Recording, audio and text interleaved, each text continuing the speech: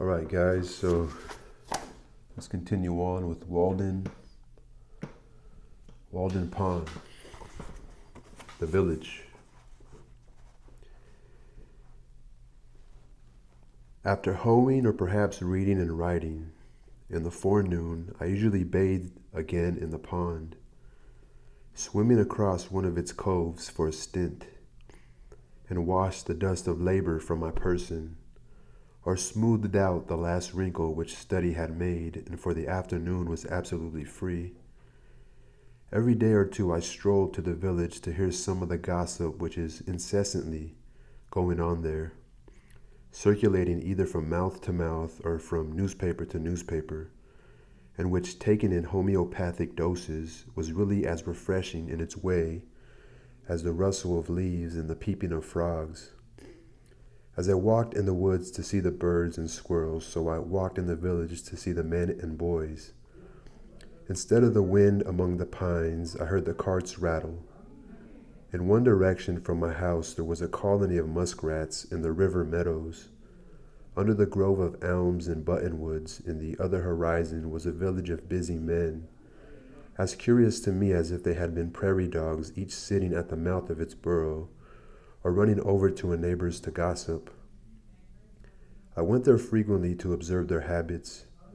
The village appeared to me a great newsroom, and on the one side, to support it as once at Redding and Company's on State Street, they kept nuts and raisins or salt and meal and other groceries. Some have such a vast appetite for the former commodity that is, the news, and such sound digestive organs, that they can sit forever in public avenues without stirring, and let it simmer and whisper through them like the Etesian winds, or as if inhaling ether, it only producing numbness and insensibility to pain.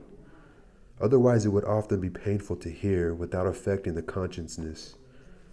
I hardly ever failed when I rambled through the village to see a row of such worthies, either sitting on a ladder sunning themselves with their bodies inclined forward and their eyes glancing along the line, this way and that from time to time with a voluptuous expression, or else leaning against a barn with their heads or their hands in their pockets, like caryatides, as if to prop it up. They, being commonly out of doors, heard whatever was in the wind. These are the coarsest meals in which all gossip is first rudely digested or cracked up before it is emptied into finer and more delicate hoppers within doors. I observed that the vitals of the village were the grocery, the barroom, the post office, and the bank. And as necessary part of the machinery, they kept a bell, a big gun, and a fire engine, at convenient places, and the houses were so arranged as to make the most of mankind, in lanes and fronting one another, so that every traveler had to run the gauntlet, and every man, woman, and child might get a lick at him.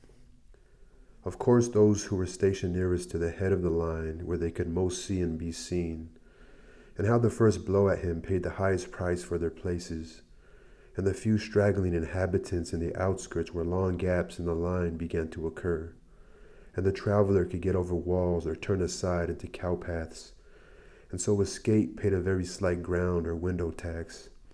Signs were hung out on all sides to allure him, some to catch him by the appetite as the tavern and victualling cellars, some by the fancy as the dry goods store and the jewelers, and others by the hair or the feet or the skirts as the barber, the shoemaker, or the tailor.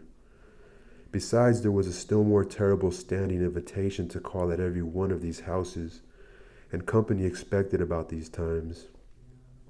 For the most part I escaped wonderfully from these dangers, either by proceeding at once boldly and without deliberation to the goal, as is recommended to those who run the gauntlet, or by keeping my thoughts on high things, like Orpheus, who, loudly singing the praises of the gods to his lyre, drowned the voices of the sirens and kept out of danger. Sometimes I bolted suddenly and nobody could tell my whereabouts, for I did not stand much about gracefulness and never hesitated at a gap in a fence. I was even accustomed to make an eruption into some houses where I was well entertained, and after learning the colonel's and very last sieve full of news, what has subsided the prospects of war and peace, and whether the world was likely to hold together much longer. I was led out through the rear avenues and so escaped to the woods again. It was very pleasant when I stayed late in town to launch myself into the night, especially if it was dark and tempestuous, and set sail from some bright village parlor or lecture room with a bag of rye or Indian meal upon my shoulder.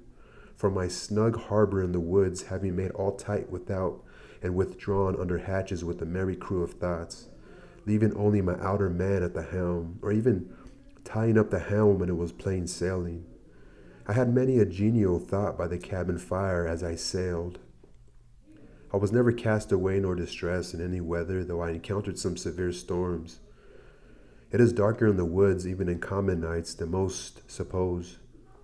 I frequently had to look up at the opening between the trees above the path in order to learn my route, and where there was no cart path, to fill with my feet the faint track which I had worn, or steer by the known relation of particular trees which I felt with my hands, passing between two pines, for instance, not more than 18 inches apart in the midst of the woods, invariably in the darkest night, sometimes after coming home.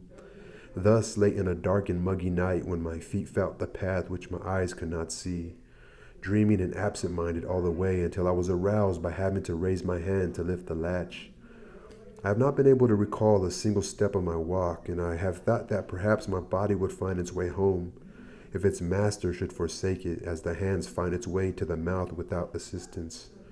Several times when a visitor chanced to stay into evening and it proved a dark night, I was obliged to conduct him to the cart path in the rear of the house and then point out to him the direction he was to pursue, and in keeping which he was to be guided rather by his feet than his eyes. One very dark night I directed thus on their way two young men who had been fishing in the pond. They lived about a mile off through the woods and were quite used to the route. A day or two after, one of them told me that they wandered about the greater part of the night, close by their own premises, and did not get home till toward morning, by which time, as there had been several heavy showers in the meanwhile, and the leaves were very wet, they were drenched to their skins. I have heard of many going astray, even in the village streets, when the darkness was so thick that you could cut it with a knife, as the saying is. Some who live in the outskirts, having come to town a shopping in their wagons, have been obliged to put up for the night, and gentlemen and ladies making a call have gone half a mile out of their way, filling the sidewalk only with their feet and not knowing when they turned. It is a surprising and memorable, as well as valuable experience to be lost in the woods any time. Often in a snowstorm, even by day, one will come out upon a well-known road and yet find it impossible to tell which way leads to the village. Though he knows that he has traveled it 1,000 times, he cannot recognize a feature in it, but it is as strange to him as it were a road in Siberia. By night, of course, the perplexity is infinitely greater. In our most trivial walks, we are constantly, though unconsciously, steering like pilots by certain well-known beacons and headlands, and if we go beyond our usual course, we still carry in our minds the bearing of some neighboring cape, and not till we are completely lost or turn round, for a man needs only to be turned round once with his eyes shut in this world to be lost, do we appreciate the vastness and strangeness of nature. Every man has to learn the points of compass again as often as he wakes, whether from sleep or any abstraction. Not till we are lost, in other words, not till we have lost the world, do we begin to find ourselves and realize where we are in the infinite extent of our relations.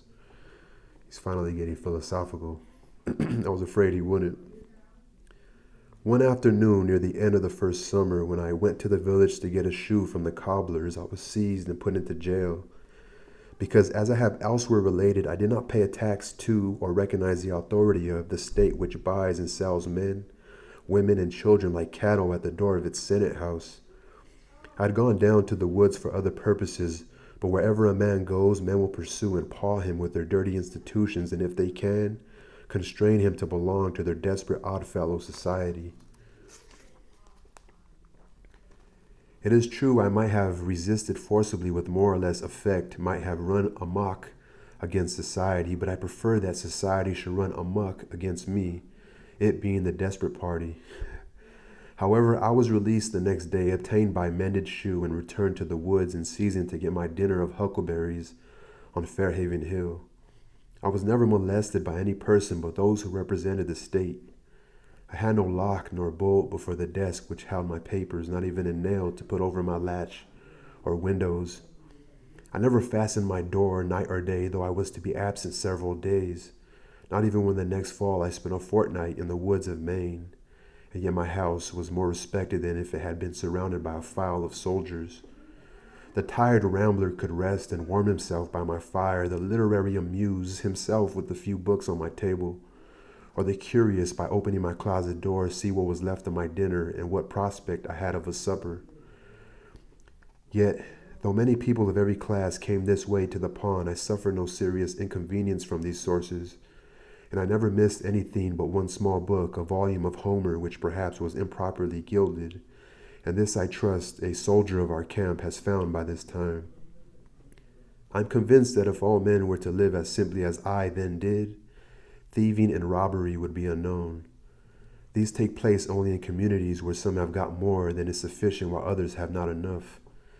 The Pope's Homers would soon get properly distributed. The Pope's Homers? Here's a little poem. Nec bella furunt, faginus astabat dum cyphus ante dapes. Nor wars did men molest, when only beckoned bowls were in request. No wars did men molest, when only beechen bowls were in request. You who govern public affairs, that need have you to employ punishments.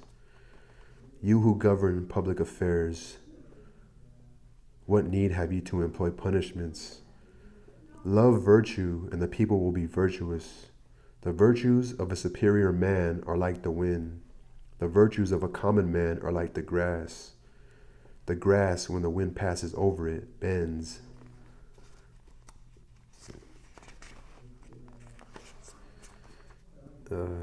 It's in quotes, so it's not his own words. You who govern public affairs, what need have you to employ punishments? Love virtue, and people will be virtuous. The virtues of a superior man are like the wind. The virtues of a common man are like the grass. The grass, when the wind passes over it, bends. So the superior man dictates the behavior, just as the wind dictates the movement of the grass. That's the end of the village.